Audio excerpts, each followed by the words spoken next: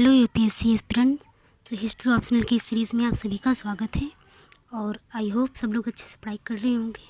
तो प्राचीन भारत की सीरीज़ में हम लोगों के कई टॉपिक कवर हो चुके हैं, जैसे प्राचीन भारत में पूरा पाषाण काल, मध्य पाषाण काल, नवपाषाण काल, फिर सिंधु घाटी सभ्यता या हड़प्पा सभ्यता, उसके बाद वैदिक काल में ऋग्वैदिक समाज, उत्तर वैदिक समाज, ये सब इसका समाज, अर्थव्यवस्था, धार्मिक जीवन, आर्थिक जीवन, राजनीतिक जीवन, ये सब कंप्लीट हो गया। आज हम लोग कंप्लीट करेंगे महाजनपद काल, द्वितीय नगरीकरण का काल या बुद्ध काल। तो इसका जो टाइम पीरियड है वो क्या है, 600 से 400 BC या ईसवी पूर्व। तो देखते हैं क्या है। तो महाजनपद काल की जानकारी वो है जो अंगुत्तर निकाय से प्राप्त होती है। वैदिक काल के बाद के संपूर्ण उत्तरी क्षेत्र जो कि विंध्य के उत्तर में स्थित था और उत्तर पश्चिम सीमा के बिहार तक फैला था, इन सबको 16 राज्यों में विभाजित किया गया था, जिसे 16 महाजनपद कहा गया। प्रारंभिक भारतीय इतिहास में 600 ईस्वी पूर्व से 400 ईस्वी पूर्व तक का काल दो रूपों में अत्यंत महत्वपूर्ण है।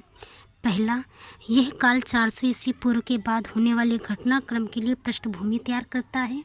दूसरा, यह काल पिछली सदियों से चले आ रहे परिवर्तनों में परिपक्वता लाता है। यह काल मानव समाज का कृषि उत्पादन पर आधारित स्थायी समाज में परिवर्तन का क्या है, द्योतक है। अब इस समाज की कुछ विशेषताएं, जैसे इसकी राजनीतिक विशेषताएं क्या थी। राजनीतिक संघर्ष एवं महाजनपदों के उद्भव का काल।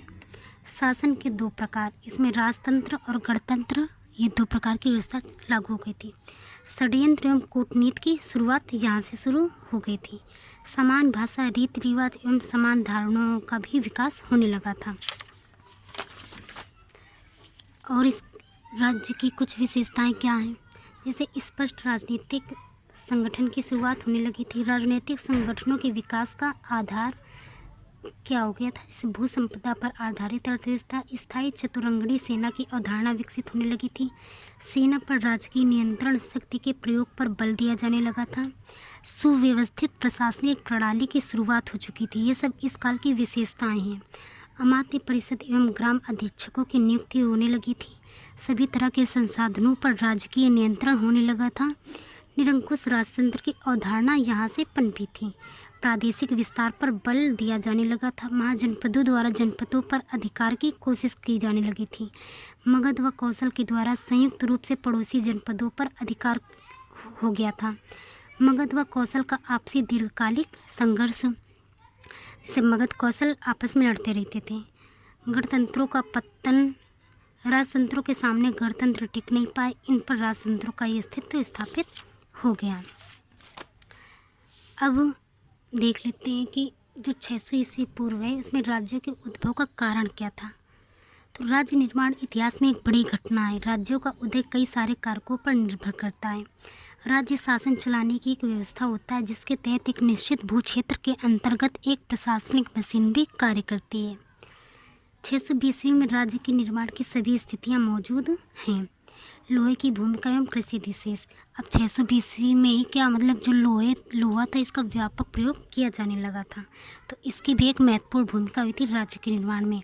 अब देखो जैसे लोहा आया तो लोहा से क्या हुआ, हल बने, लोहे से उपकरण बने, उससे क्या हुआ कि मिट्टी की खुदाई, पेड़ों की कटाई हो पाई। जब पेड़ों की कटाई, मिट्टी की खुदाई हो पाई, खेत जुत पाए तो अच्छे मतलब फसल उत्पादन हुआ। जब खूब सारा फसल उत्पादन हुआ तो अधिशेष हुआ और उससे मतलब राजस्व, इससे क्या हो कि राजस्व थोड़ा बढ़ता गया। जब राजस्व बढ़ा तो ये हुआ कि मतलब जनसंख्या भी थोड़ी बढ़ने लगी और ये क्षेत्र बढ़ने लगे। फिर ये हुआ कि चलो अब एक राज्य की परिकल्पना हुई कि मतलब फिर नौकरशाही रख ली गई और क्या एक राजा की ज़रूरत पड़ी, तो इस तरह ये मतलब प्रोग्रेस करता गया।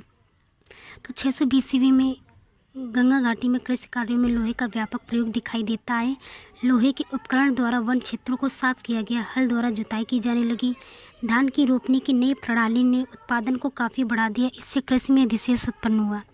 इस अधिशेष को राज्यों ने वसूलने के लिए अधिकारियों को नियुक्त किया। इससे राज्यों को नियमित स्रोत प्राप्त हुआ। फलतः राज्य निर्माण को बल मिला। ठीक है।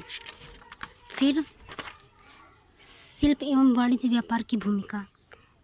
इनका योगदान क्या हुआ राज्य निर्माण में, तो इनके माध्यम से राज्यों को चुंगी एवं कर के रूप में वित्तीय समर्थन मिला, जिससे बड़े बड़े क्षेत्रीय राज्यों की स्थापना हुई। फिर इनका सामाजिक कारण क्या थे, राज्य की व्यवस्था देने वाली इकाई होता है। 600 ईस्वी पूर्व में समाज तमाम अंतर्विरोधों से ग्रस्त था। वर्ण व्यवस्था में और जटिलता आई, नए सामाजिक समूहों का उद्भव हुआ। गंगा घाटी में भौतिक समृद्धि आने से सामाजिक स्तरीकरण को और बल मिला। समाज के ऊपर वर्ण द्वारा अपने अधिकारों के विकास के लिए राजनीतिक संस्थानों की स्थापना की गई। अब विचारधारा की इनमें क्या भूमिका थी, राज्य की उत्पत्ति विचारधारा के साथ जुड़ी होती है। विचारधारा राज्य के पक्ष में एक वातावरण का सृजन करती है। 600 BC में ब्राह्मण, बौद्ध तथा जैन सभी विचारधाराएं राज्यों के पक्ष में बोलती नजर आती हैं। अब ये इम्पोर्टेंट कुछ प्लेस दिए गए हैं, ये जो 16 महाजनपद थे, तो इनको आप लोग देख लीजिएगा। इनके नाम भी हमने लिख दिए हैं, वीडियो को पॉज करके आप लोग देख लीजिएगा। इनकी राजधानी सहित सब कुछ दिया हुआ है। अब महाजनपद काल की शासन प्रणाली कैसी थी, तो जो इनकी शासन व्यवस्था थी राजतंत्र और गणतंत्र पे आधारित थी। तो महाजनपद कालीन प्रशासन में राजतंत्रात्मक और गणतंत्रात्मक दोनों ही व्यवस्था का प्रचलन था। मध्य प्रदेश में अवंती और चेदी दोनों महाजनपद राजतंत्रात्मक ही थे। अब राजतंत्र प्रणाली क्या है, राजतंत्र राज्य में मंत्रिपरिषद का विवरण मिलता है। राजतंत्र राज्य में केवल अमात्य ही परिषद में कार्य करते थे। राजतंत्र में क्या था, अमात्य परिषद में कार्य करते थे, जिसका आकार छोटा होता है। राजा की सहायता हेतु मंत्रिमंडल होता है। 6ठी शताब्दी ईस्वी पूर्व में मंत्री की भूमिका में लगभग 5 से 6 विभागाध्यक्ष का महत्व अधिक था। विभागीय मंत्रियों को महात्मत्य कहा जाता था। पुरोहित राजा के धर्म और अर्थ दोनों का अनुशासक होता था। मतलब जो पुरोहित लोग होते थे राजा का धार्मिक और आर्थिक दोनों कार्य में इनकी मतलब सहायता करते थे। गणतंत्र एवं उसकी शासन प्रणाली 6ठी शताब्दी ईस्वी पूर्व में केवल राजतंत्रात्मक व्यवस्था ही प्रचलित नहीं थी, बल्कि उत्तर भारत में कई गणराज्य स्थापित हुए। ये संख्या में 10 थे। अब इन 10 के नाम दिए हुए, जैसे कपिल के साके, अल्लकप के बुली, केशपत्र के कलाम, रामग्राम के कोली, भग, पावा के मल्ल, कुशीनार के मल्ल, पिपली वन के मोरी, मिथिला के विदे और वैशाली के लिच्छाड़। इनकी शासन व्यवस्था की जानकारी हमें बौद्ध साहित्य से मिलती है। यद्यपि बौद्ध साहित्य में केवल कपिलवस्तु के शाक्यों और वज्र संघों के संविधानों के विषय में ही जानकारी मिलती है, लेकिन इनके आधार पर यह अनुमान लगाया जा सकता है कि अन्य गणराज्यों की शासन प्रणाली भी लगभग ऐसी ही रही होगी। गणराज्यों का एक प्रधान होता था, जो गणराज्य या राजा कहलाता था। वह 10 वर्षों के लिए निर्वाचित किया जाता था। अब गणराज्य के 3 प्रमुख विभाग थे। एक सैन्य विभाग, इनका सेनापति होता था अध्यक्ष। अर्थ विभाग का अध्यक्ष प्रधान भंडारिक, और न्याय विभाग होता था। स्वतंत्रता के सिद्धांत पर यह आधारित थी। न्याय करने के लिए कई तरह के न्यायालयों की व्यवस्था की गई थी। निम्न स्तर के न्यायालयों के लिए फैसले के विरुद्ध उच्च न्यायालय में अपील की जा सकती थी। इन सभी न्यायालयों के अपने निश्चित कार्यालय थे। जिस सदन में परिषद की बैठक होती थी उसे संस्थागार कहा जाता था। राज्य की वास्तविक शक्ति इसी केंद्रीय समिति या संस्थागार में निहित होती थी। अब एक पणु जातक के अनुसार लिच्छवी गणराज्य में केंद्रीय समिति में 1707 राज्य थे। गणराज्य से संबंधित सभी विषयों जैसे संधि विग्रह, कूटनीतिक संबंध, राजस्व संग्रह आदि के ऊपर केंद्रीय समिति के सदस्य संस्थागार में पर्याप्त वाद विवाद के पश्चात बहुमत से निर्णय लेते थे। अंग्रेजों की शासन प्रणाली जनतंत्रात्मक ढंग से चलाई जाती थी। जो सदस्य प्रस्ताव के पक्ष में होते थे वे मौन रहते थे, और जो विपक्षी लोग होते थे वो क्या करते थे, वे बोलते थे।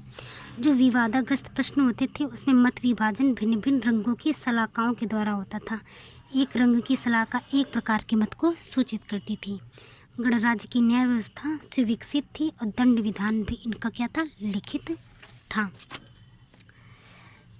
किसी अभिव्यक्ति को मृत्युदंड तभी दिया जाता था जब 8 न्यायालयों द्वारा उसे अपराधी और दंड का भागीदार ठहराया जाए। मतलब 8 न्यायालयों द्वारा अगर वो अपराधी ठहराया जाता है तभी उसे मृत्युदंड दिया जाता था। यदि एक भी न्यायालय उसे छोड़ देता तो उसे दंड नहीं दिया जा सकता, जैसे वीटो पावर की तरह। इससे स्पष्ट है कि इन गणराज्यों में नागरिक की स्वतंत्रता के विषय में ऐसा लोकतांत्रिक दृष्टिकोण प्रचलित था जिसके जैसा उदाहरण विश्व के इतिहास में संभवतः अन्यत्र नहीं मिलेगा।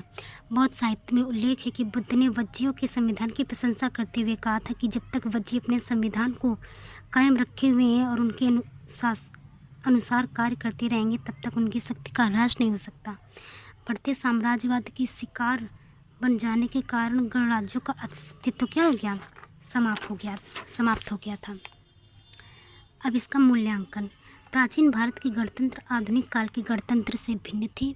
आधुनिक काल में गणतंत्र जो प्रजातंत्र का समानार्थी है, जिसमें शासन की शक्ति जनता के हाथों में निहित होती है, जबकि प्राचीन भारत के गणतंत्र क्या थे, कुलीन तंत्र तथा अभिजात तंत्र कहे जा सकते थे। तो आज हम लोगों का महाजनपद काल के राज्य की स्थापना और जो गणतंत्र उसकी शासन प्रणाली थी ये देख लिया। अगले लेक्चर में हम इसके आगे करेंगे। तो थैंक्स फॉर वॉचिंग। अगर वीडियो पसंद आया तो प्लीज़ एक लाइक करना और एक प्यारा प्यारा कमेंट कर देना। Thanks for watching.